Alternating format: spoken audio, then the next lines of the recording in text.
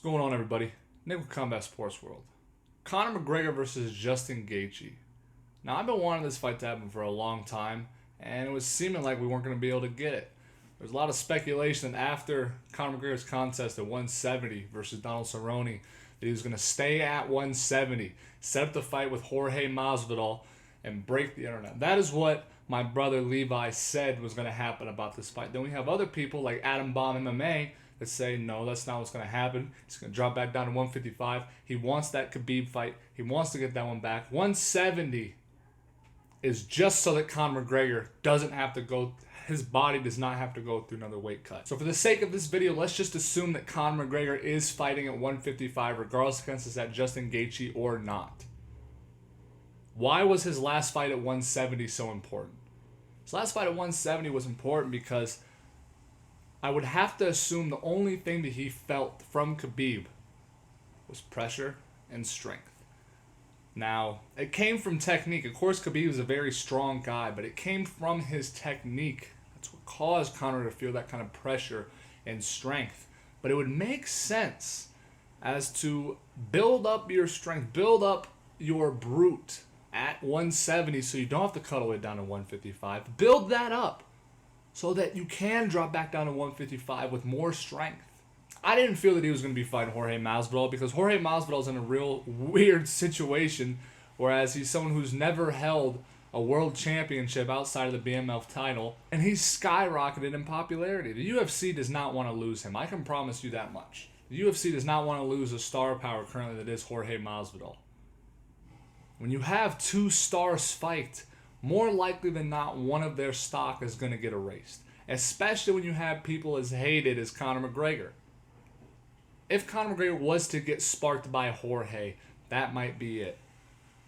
Granted, he will always have his loyal fans, but in terms of him being the highest pay-per-view draw in the UFC, if he was to get sparked by Jorge, I don't know if that would still be the case. So he drops back down to 155. Now we have a lot of options at 155. The option that everyone is talking about right now is the highlight himself, Justin Gaethje. Justin Gaethje is one of those weird characters where extremely well versed in grappling, extremely good wrestler, decides to go to MMA and completely forget about all of it. I mean, he literally has not shot a single, I think he probably has less than 10 takedown attempts in his entire career, let alone in the UFC. The guy's a madman.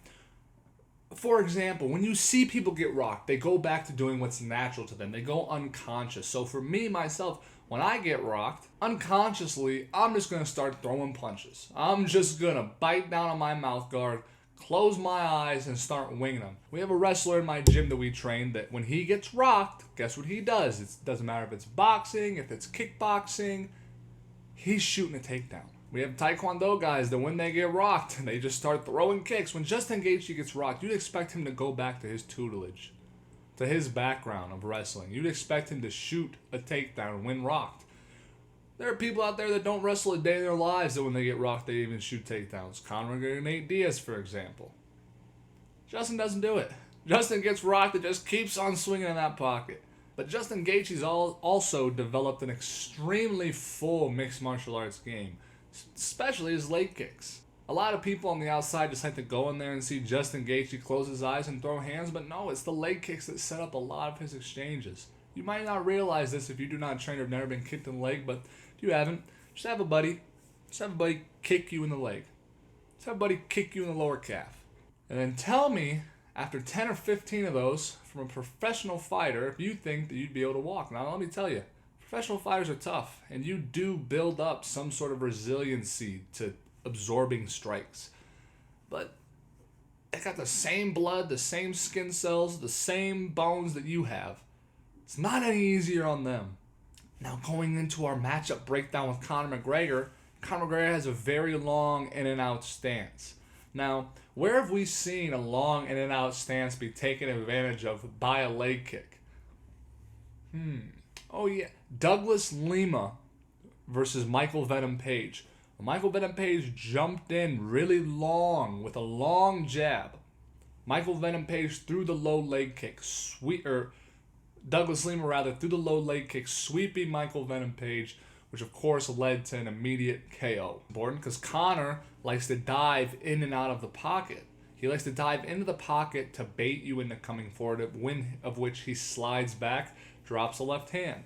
Justin Gaethje, if he's deciding to come forward against you, he is going to bull rush you. He is coming in and he's not stopping. There are no soft resets. There are no soft resets with Justin Gaethje. You have to earn every single reset that you take with that man. Which Conor has the best stylistic matchup for this because Conor does best on his back foot.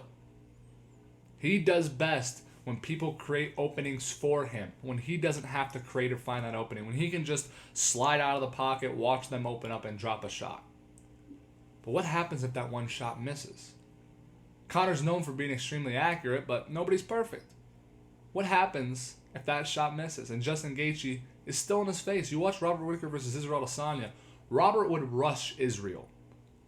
After Israel would Wing Chun hand block, avoid the first couple strikes, Robert Whittaker would stop pressuring. That is a soft reset. If you go back and watch Israel Adesanya versus Kevin Gastelum, the main reason why Kevin Gastelum has success is because he didn't allow Israel to soft reset. He didn't allow Israel time to breathe off of the break. When Israel decided to attempt to break, Kelvin was still in his face.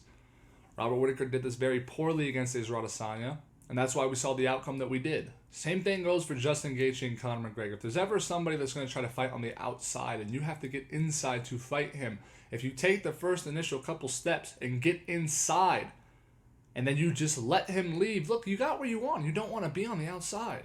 You want to be on the inside. Everybody wants to be on the inside. You get there, you don't give it up. Robert Whittaker gave it up. Kelvin Gastelum didn't until he got tired. I don't believe Justin Gaethje will against Conor McGregor.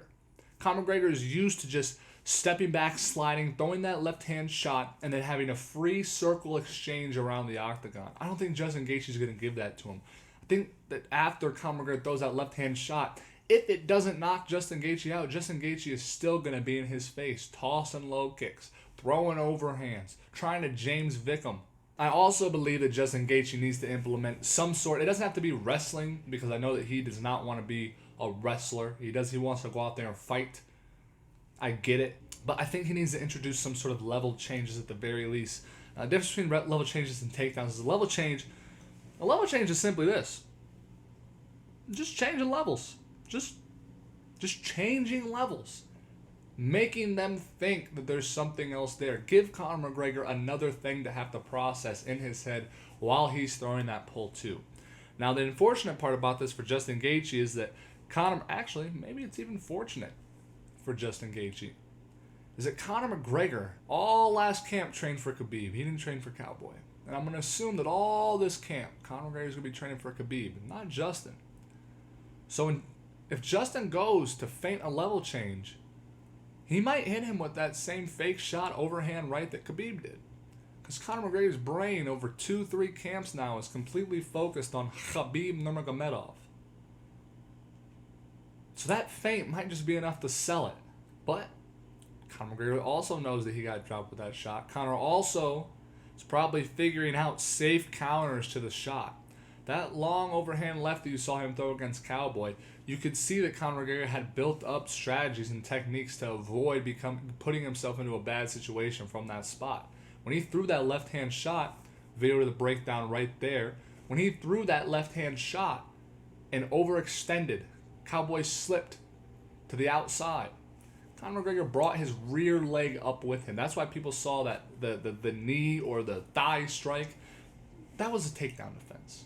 That's Conor McGregor switching his hips so that if Khabib were to shoot on this side leg, the forward side, if he were to shoot on this side, that leg is now back and behind and he has to go even further in to get it, which Conor McGregor can outside sprawl, or he has to transition to a double leg the opposite way. Regardless, it negates that initial takedown attempt. So I know that Conor McGregor has these techniques in place. We've seen them, and now he has another how many months to cultivate them. I will say, though, Justin Gaethje is easily hit. I like Justin Gaethje. Justin Gaethje lived right down the block from me when I lived in Lakewood, Colorado. I like the man. He trains with a few of the people that I train with back home in Illinois. But he's easily hit. And he does come straight forward in a straight line, and he does chase. Those are all things that if you're going against Conor McGregor are not good. Those are things that Conor McGregor has been exploiting for 10 years now. And these are situations that Conor McGregor likes to put himself in. Another thing with Conor McGregor, this happens in kind of all of sports. Whenever there's an athlete that's widely disliked, hence the name Notorious, there's a perception that they're bad. I mean, you think about it. LeBron James, one of the greatest basketball players of all time. Half of America thinks he sucks. Conor McGregor, whether you want to admit it or not, one of the greatest mixed martial artists that's ever lived. Half the world thinks he sucks. I mean, you can go on down the list. Tom Brady, just go on down the list.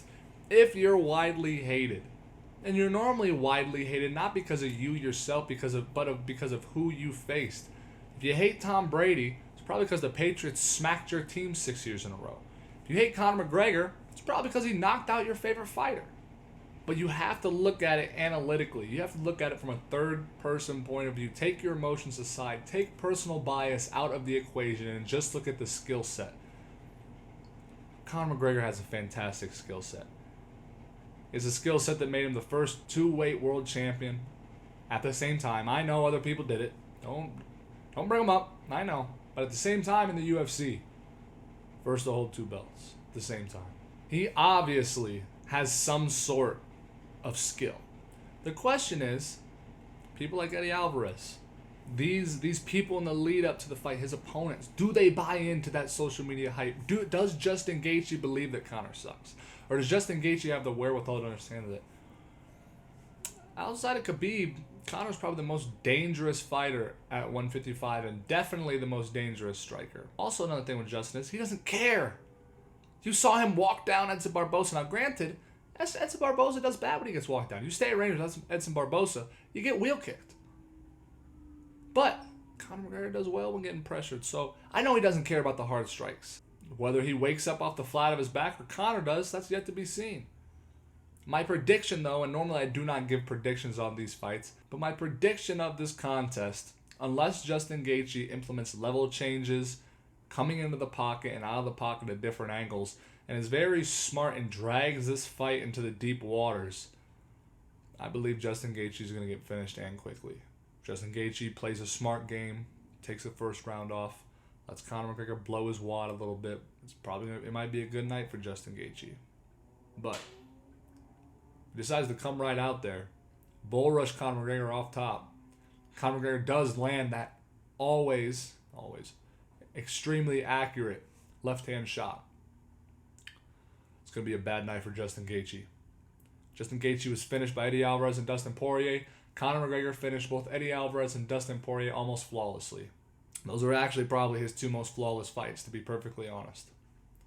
This was a long time ago, way prior to when Justin Gaethje went up against this competition, but MMA math might not work all the time, but it's still worth doing the equations. Conor McGregor, first or second round TKO, unless Justin Gaethje does what I mentioned earlier. Guys, this is Nick with Combat Sports World, reminding you,